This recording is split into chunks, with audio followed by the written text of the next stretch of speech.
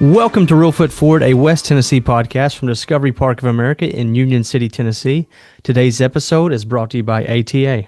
Thank you, Zach, and welcome to Reelfoot Forward, a West Tennessee podcast where we explore the history, the people, and the culture of our beautiful home here in West Tennessee. I'm your host, Scott Williams.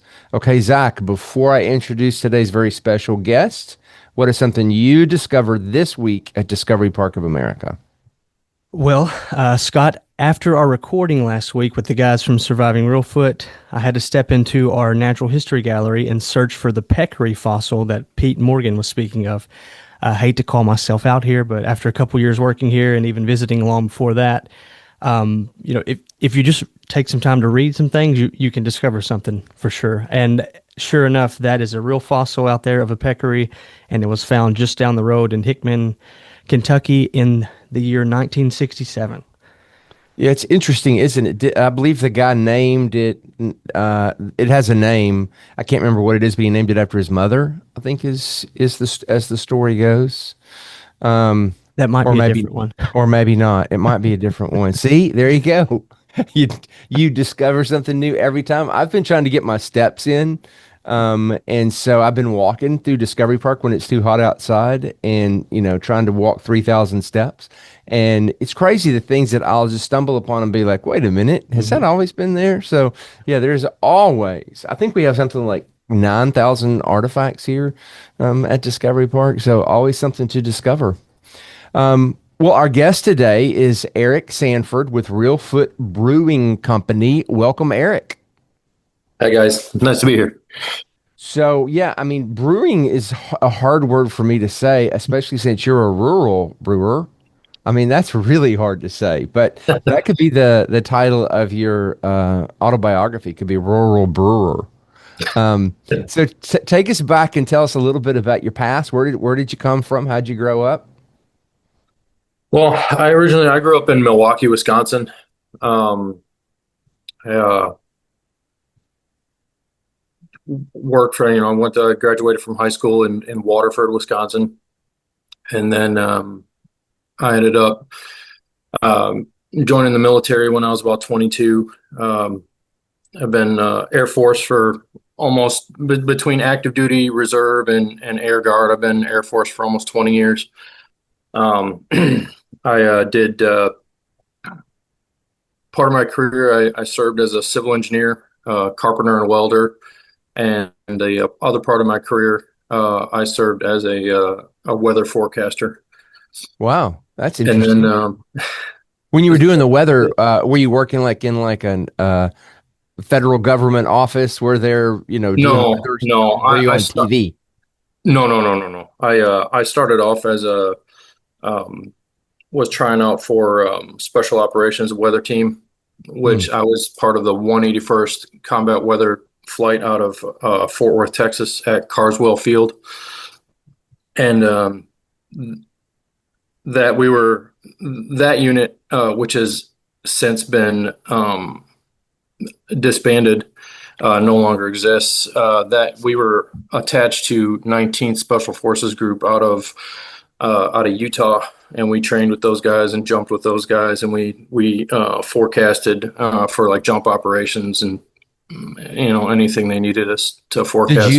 Did you live in Fort Worth while you were serving there? I didn't live in Fort Worth. I was there a lot. I stayed with a buddy of mine that was in my unit. So, but I spent a lot of time in Fort Worth. Yeah. I went to high school all 4 years in Fort Worth. So, okay. Yeah, it's a great town. Great Tex-Mex. Yeah. Did you know where Carswell Field is? It's absolutely. Yep. Absolutely. Yeah, right there in White Settlement. Yeah. Yep. Yeah. It was a good time. I had a lot of fun, but I also worked for, my family owned a communications company back home in Milwaukee that I did a lot of work for, worked with a lot of my cousins. It was a very tight knit family company. What is a communications company? We installed sound systems in churches and schools, and then our bread and butter was nurse call systems. We installed like whenever you go into like a patient room where you can call the nurse with the call paddle and all that stuff, or control the beds and all that, we install that type of equipment. And we pretty much did that for almost every hospital in all of southern Wisconsin. Our office in Milwaukee did a lot of the surrounding Milwaukee area, and then we had an office out of Madison that would go all the way to the Mississippi River. Um, so, and that was really fun. But we ended up, my family ended up selling that company, and then during all of that, which I was just talking about, I ended up going to nursing school at University of Wisconsin Parkside in Kenosha, Wisconsin. And while I was in nursing school, I think my senior year in nursing school, one of my friends in my class was a home brewer, and he asked me if I wanted to homebrew with him one weekend. And so I went over to his house and we homebrewed.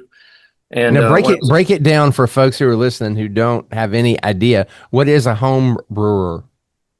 They're a bit, homebrewing is just it's the exact same thing that a big commercial brewer does, just on a really, really small scale. I mean, you're only making like 5 gallons at a time, but the process is still the same. You're still making your mash. You're still that is your grains and everything soak in water essentially. You're basically making like a sugar water, kind of like you make tea with, and then once that sugar water is done, you transfer it over to your boil kettle, and then once you get that boiling, you have to boil it for an hour, and then you add your hops and your other flavorings and stuff at different times, depending on the recipe. And then once that boil is done, you cool it down and you put it in your fermentation vessel. And depending on the style of beer, it takes anywhere from 2 to 3 weeks to upwards of 6 months to ferment and kind of age. And then after that, you can either bottle it or keg it. If you bottle it, you typically want to add what's called a priming sugar, so you can bottle condition it and it will carbonate in the bottle. Or what I do is I put everything in kegs and then I force carbonate it. I pressurize my kegs, and then over the course of 2 or 3 days, that CO2 will absorb into the beer and carbonate it. So anyway, when I did that with him, when it was all done and he had it bottled and everything, I drank it and really liked it. So about a month later, he asked me to come over and do it again. We brewed again, and when that was all done, what is the difference? Like you said, you really liked it. What's the difference between drinking something that's home brewed versus going to a grocery store and just buying a can of beer in your grocer's refrigerator? Well, it depends. If you don't really know what you're doing, maybe the first couple times it's not so good. But after you get some practice in and you know what you're doing, or guys that have been doing it for a long time that really know what they're doing, have the recipes dialed in, and are very experienced, homebrew beer can be even better than what you get at the store. It's like I said, I mean, it's the exact same process. So a lot of you might even like people's homebrew beer better than commercial stuff. But yeah, it's essentially the same. Um, so after that second batch that we did, and I drank it and really liked it, I thought, man, that's really cool. I'm a lifelong student. I love to learn. I like to learn different trades and different skill sets. And so after I after I graduated from college with my nursing degree, I thought, man, I'd really like to maybe try my hand at homebrewing. And so I went to my local homebrew shop. I was fortunate enough to have there's a very popular homebrewing store called Northern Brewer that I just happened to live about 30 minutes from one of their largest stores. And so I went there and I bought a bunch of equipment and bought some kits and started learning how to homebrew. And basically, I turned my basement into a brewery, and I brewed about 3 weekends a month for about 2 years straight.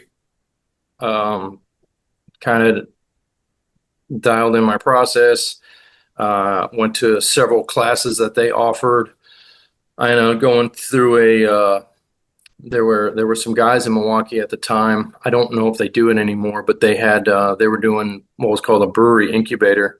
They were just some fans of breweries that wanted to kind of get a little more people involved, either to start their own or give them some experience so that they could kind of build their resume a little bit to maybe sign on with some of the breweries around Milwaukee.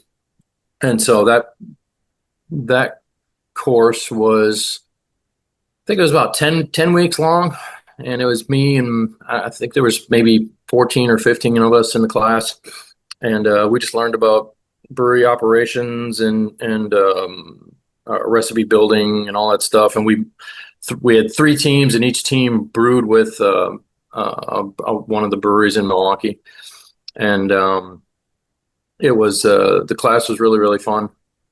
And When so, you talk about recipes, I mean, do you experiment? Do you just think, I'm going to throw these cinnamons in, or these limes, I'm going to throw those in there, see what it tastes like? um, no, not really. There's a reason I don't.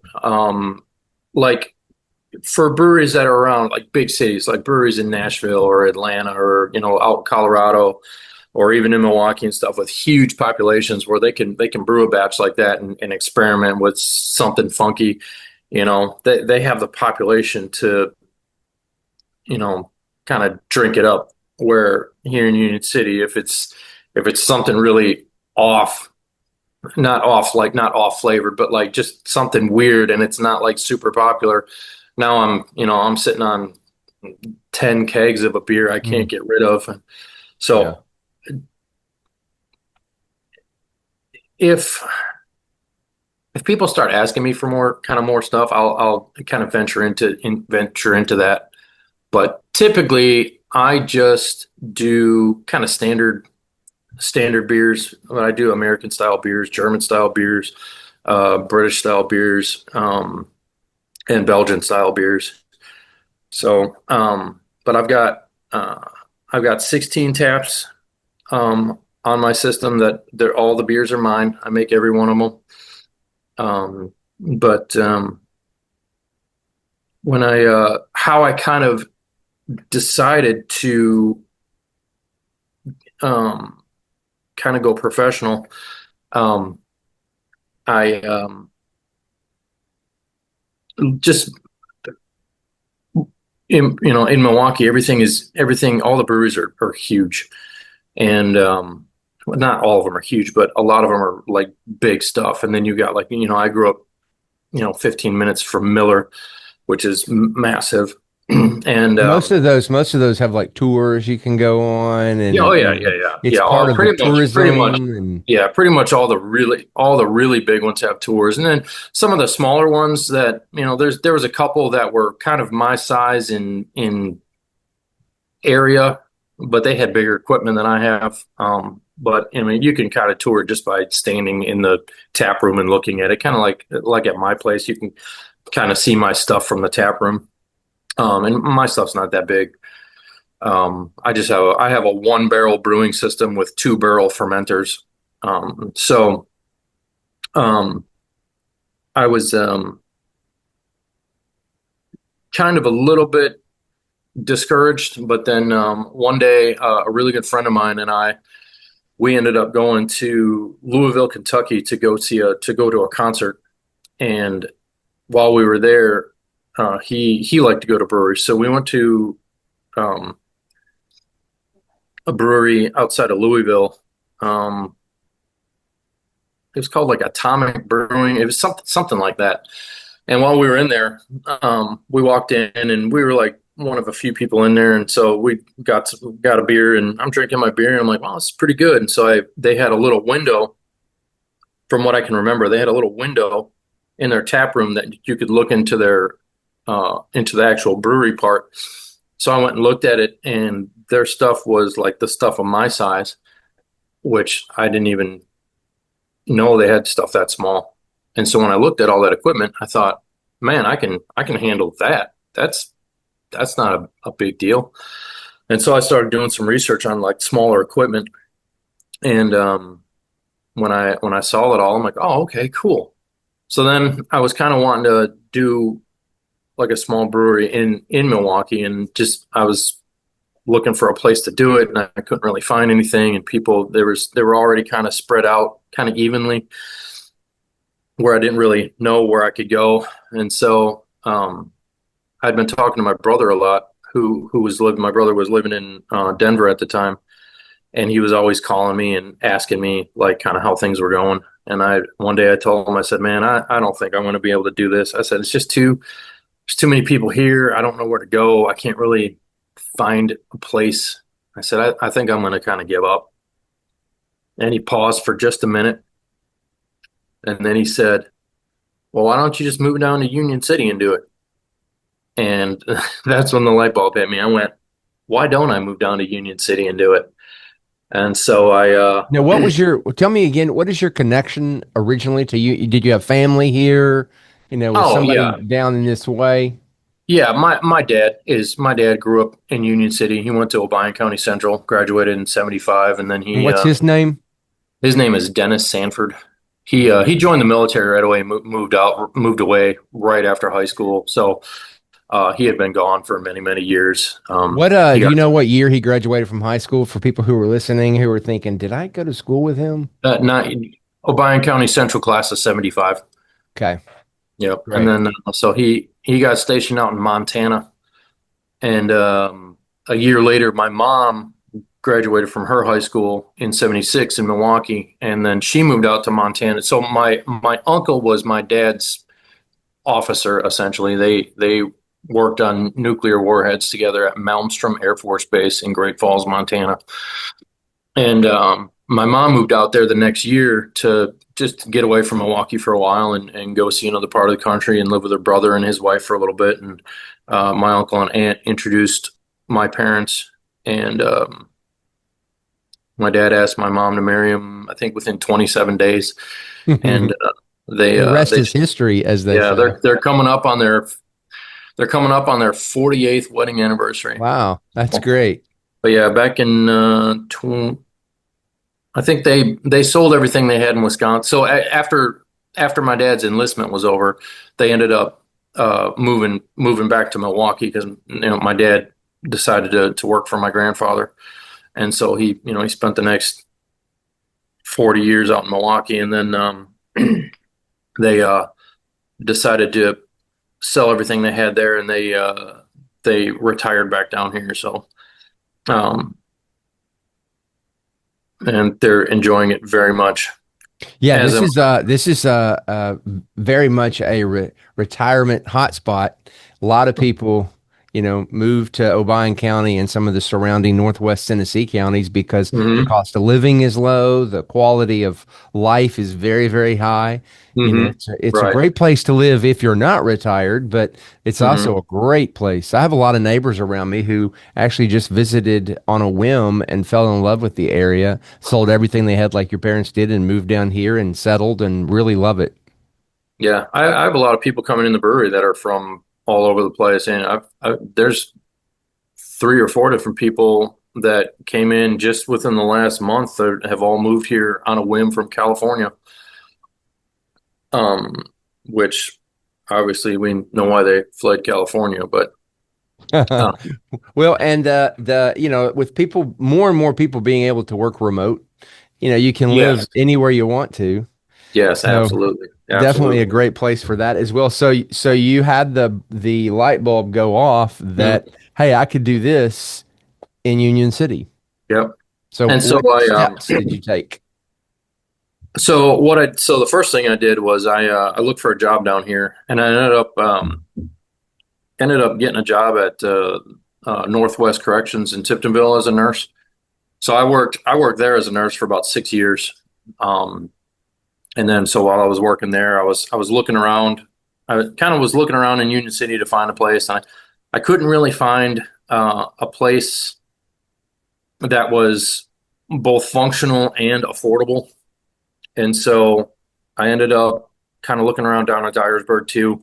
Same kind of thing happened. The places that would work were way too expensive, and the places that were affordable wouldn't have worked. And so I ended up talking to um, Bill Sanderson from White Squirrel Winery, just kind of about, if he knew anything. And he said, yeah, I think I know a place. And so he ended up um, calling right there on the spot. He ended up calling Michael Ballard from Full Throttle and was on the phone with him. He said, "Hey, Mike," he said, "Hey, I got a guy that's looking to start a brewery, and I knew you were telling me that you had a building available and you'd like something to go in there." And so Mike said, "Yeah, send him on down." So I left the winery and I went over to see Michael and met with him in his office there, and we talked. And so he took me and showed me a building that he had there in Trimble, and it was he said, "I'll demo it however you want me to," and the what he charged me for rent was very, very, very reasonable. And so his guys did all the demo work that I had asked for, and then my brother and I did all the finish work. Um, and then we got all the equipment, everything set up, and we ended up opening July. That was July 14th or something like that in 2002, and then it started off kind of strong, but then it fizzled out real quick, and it got to the point where I was burning through my own savings trying to keep the place open. And I don't, especially in the wintertime. The wintertime was terrible. I'd have like one or two people like the entire weekend show up, and just like man, I can't. I was working my butt off as a nurse, especially at the prison during those COVID years. It was we were working tons and tons of hours, and then on the weekends I was at the brewery, basically sitting around on my thumb, just waiting for people to show up, and so I was it was getting hard. It was wearing on me, and I I had made the decision to quit. I'm like, man, I'm going to sell everything. I'm done. I can't do this anymore. I can't do this double career thing anymore. It's too hard. And so, kind of went home and I just prayed about it. But I pretty much knew that I couldn't do the brewery thing anymore. And um, so I ended up going to um, the Vantage Coffee downtown by the apartments there in Union City, and I walk in and one of my buddies is in there, and so I'm talking to him, and he was living in the apartments, and he got to know the guys that built them, and so he was talking to me about it, and he said, "Hey, we were talking about some stuff, and they were asking me if they knew anybody that was wanting to start like a brewery, because they kind of want a brewery in town, a place to go when they come into town, because a lot of them are from like the Boston area."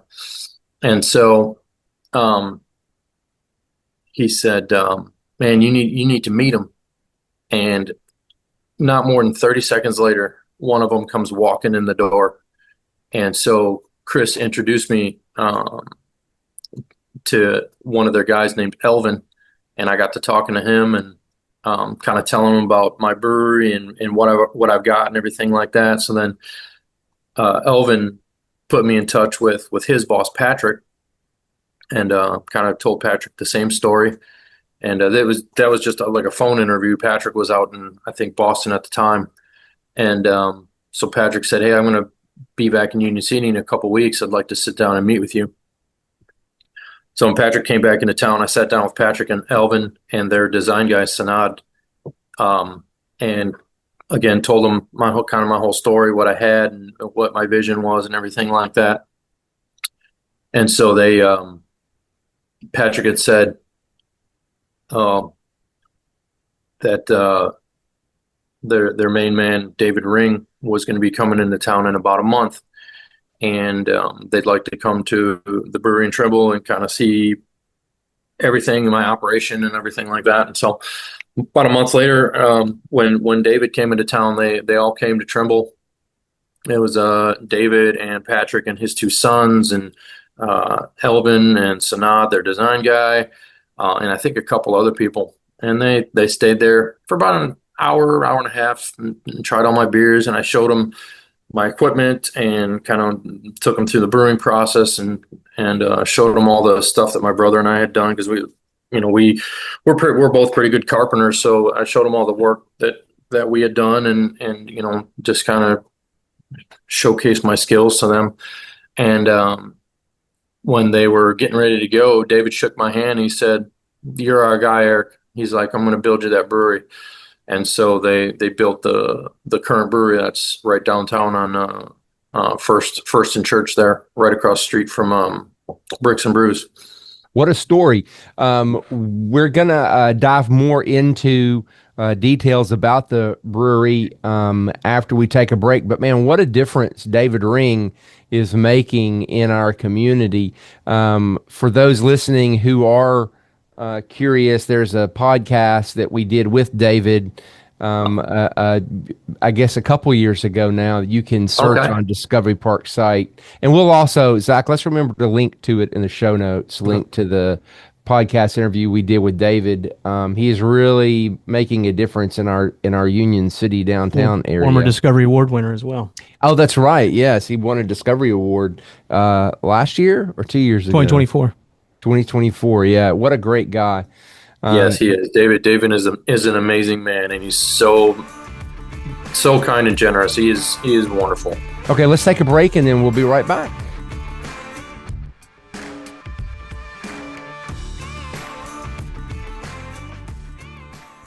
ATA is a nationally ranked advisory, tax, and accounting firm with 16 offices across Tennessee, Kentucky, Arkansas, and Mississippi. ATA serves clients of all sizes, from family-owned businesses to international corporations offering comprehensive services. To learn more about ATA, visit ata.net. I hope you're enjoying the Reelfoot Forward podcast from Discovery Park of America. If you are, please be sure to subscribe, rate, and leave a positive review on iTunes, Spotify, or wherever you listen to podcasts. Our guest today is Eric Sanford with Reelfoot Brewing Company. So, Eric, when we left off, David Ring was helping you create this new brewery that is downtown. For those who are not from here or haven't been down there lately, tell us a little bit, describe what it is that I would experience as a customer. So we've got for those of you that have been there or have seen it, they built a really nice outdoor patio, covered patio, and my my dad built all of our the outdoor seating for the place, big eight person like picnic tables, so you can sit outside under cover. I have like a backyard area that I have 3 fire pits back there, and then like plenty of room for playing cornhole, stuff like that. And then inside in the actual tap room, I have a pretty big kind of L-shaped seating area that kind of wraps around the bar. And then my bar backsplash, my dad and I built that too. Like I said, I've got 16 taps. I have about 13 of them filled right now. There's a few more beers that I'm working on making to fill the other 3. But I've got 13 beers on tap right now, ranging from like American Lager to, I think I've got Oktoberfest, Irish Red, Irish Blonde. I've got an IPA. I've got a Belgian style triple, a Belgian style single. trying to think of what else I got. I've got a Hefeweizen, which is kind of similar to like uh, the beer. It's a Belgian wit called Hoegaarden. It's very similar to Hoegaarden, but it's kind of an orangey beer, so you can kind of associate it with like Blue Moonish type beer. It's been very very popular. Um, You have a Mexican but lager as well, right? Yes, I have Mexican lager, which is really good and very popular. My Um, favorite. yeah,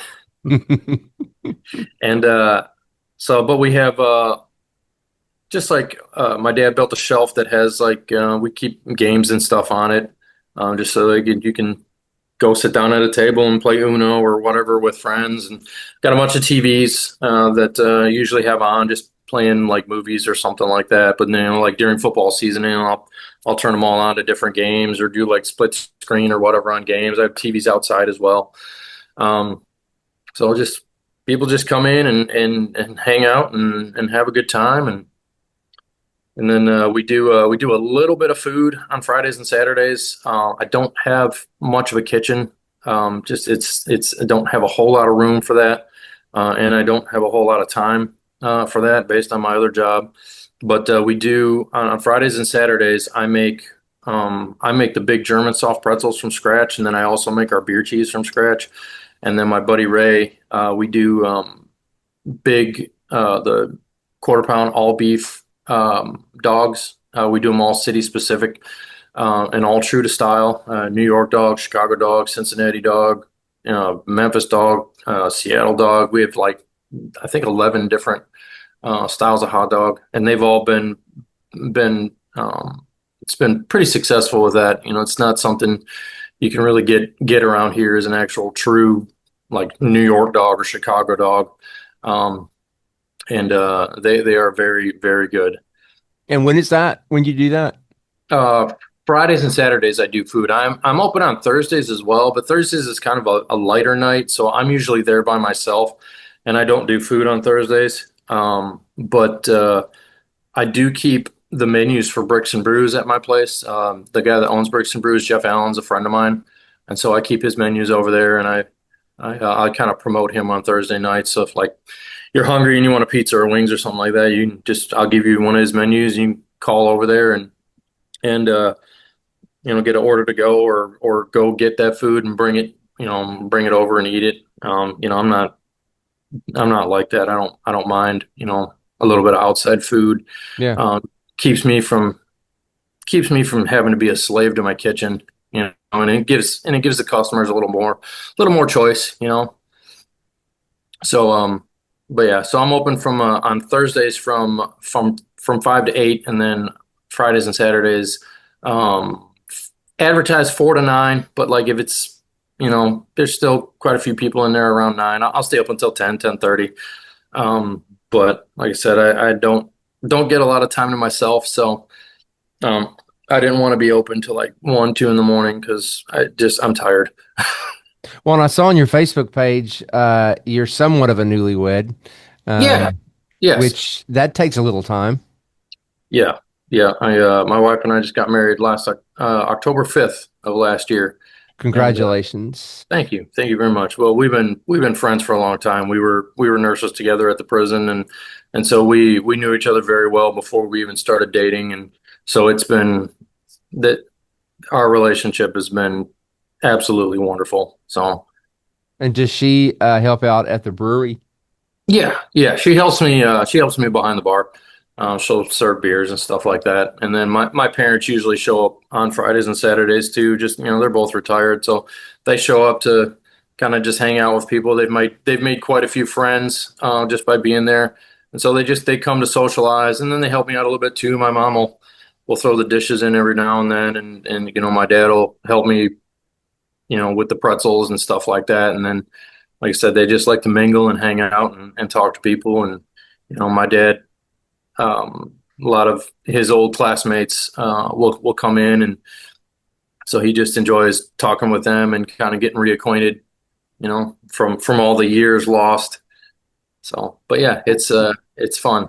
Well, congratulations on doing something great for Union City. But that's a great, if somebody visits Discovery Park if they're from out of town, the first question they ask when they're on their way out is, where can I go eat and get something to drink? And so it's great that you're making that available for folks from out of town or folks that live local like Zach. And I've been in there. It's great establishment, and really proud for you, and very grateful that it's there. Well, thank you. I'm happy for the community, and that's why I built it. I didn't necessarily build the place for me. I know I'm not going to get rich off it, and that's not the point. I wanted Union City to have, a place, just another place for people to go and hang out and meet other people and make connections and build friendships. That's what that place is about. It won't be too much longer. I mean, it'll be a couple years, a year plus, when the Masquerade Theater will be open again. And Yes. that will definitely be a big driver of business for you, I would think. Oh yeah. Yeah. That's going to be when they get that done, that's going to be amazing. I can't wait. I'm looking forward to that. Yeah, it's going to be a game changer. Mhm. Well, thank you for giving us a little bit of time. We'll put links to your brewery information in the show notes, and if anyone's interested, they can check that out. And then everybody needs to come on Thursday, Friday, and Saturday nights and see what you got going on. That would be awesome. I appreciate you guys. And thanks to all you listeners who joined us today at Discovery Park of America. Shout out to our friends over at ATA for sponsoring today's episode. Our mission here is to inspire children and adults to see beyond. To plan an experience here for you and your family, visit discoveryparkofamerica.com.